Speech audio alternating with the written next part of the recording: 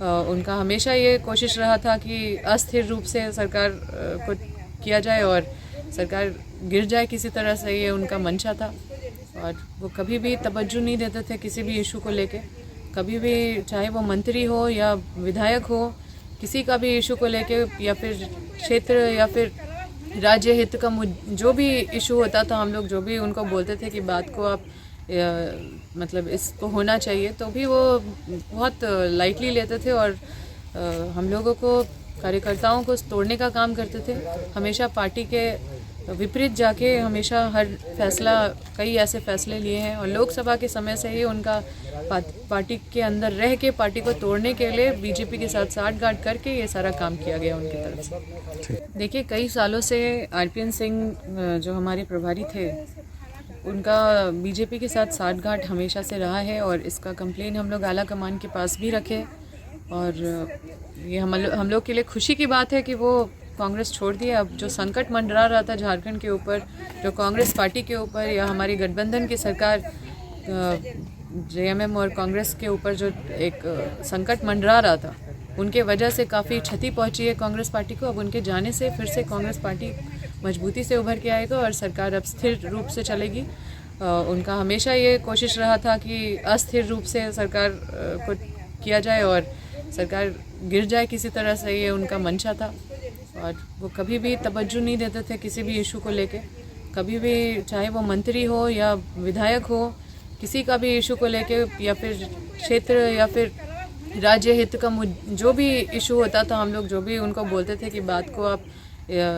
मतलब इसको होना चाहिए, तो भी वो बहुत लाइटली लेते थे और हम लोगों को, कार्यकर्ताओं को तोड़ने का काम करते थे। हमेशा पार्टी के विपरीत जाके हमेशा हर फैसला, कई ऐसे फैसले लिए हैं और लोकसभा के समय से ही उनका पार्टी के अंदर रह के पार्टी को तोड़ने के लिए बीजेपी के साथ साठगांठ करके ये सारा काम किया गया उनकी तरफ से। देखिए, कई सालों से आरपीएन सिंह जो हमारे प्रभारी थे, उनका बीजेपी के साथ साठगांठ हमेशा से रहा है और इसका कंप्लेन हम लोग आला कमान के पास भी रखे। और ये हम लोग के लिए खुशी की बात है कि वो कांग्रेस छोड़ दिया। अब जो संकट मंडरा रहा था झारखंड के ऊपर, जो कांग्रेस पार्टी के ऊपर या हमारी गठबंधन की सरकार जेएमएम और कांग्रेस के ऊपर जो एक संकट मंडरा रहा था, उनके वजह से काफ़ी क्षति पहुंची है कांग्रेस पार्टी को। अब उनके जाने से फिर से कांग्रेस पार्टी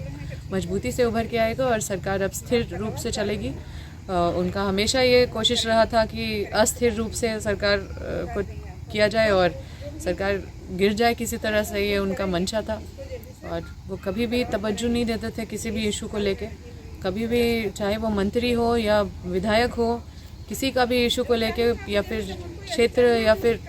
राज्य हित का जो भी इशू होता था, हम लोग जो भी उनको बोलते थे कि बात को आप मतलब इसको होना चाहिए, तो भी वो बहुत लाइटली लेते थे और हम लोगों को, कार्यकर्ताओं को तोड़ने का काम करते थे। हमेशा पार्टी के विपरीत जाके हमेशा हर फैसला, कई ऐसे फैसले लिए हैं और लोकसभा के समय से ही उनका पार्टी के अंदर रह के पार्टी को तोड़ने के लिए बीजेपी के साथ साठगांठ करके ये सारा काम किया गया उनकी तरफ से। TheFollowUp.in, like, share and subscribe.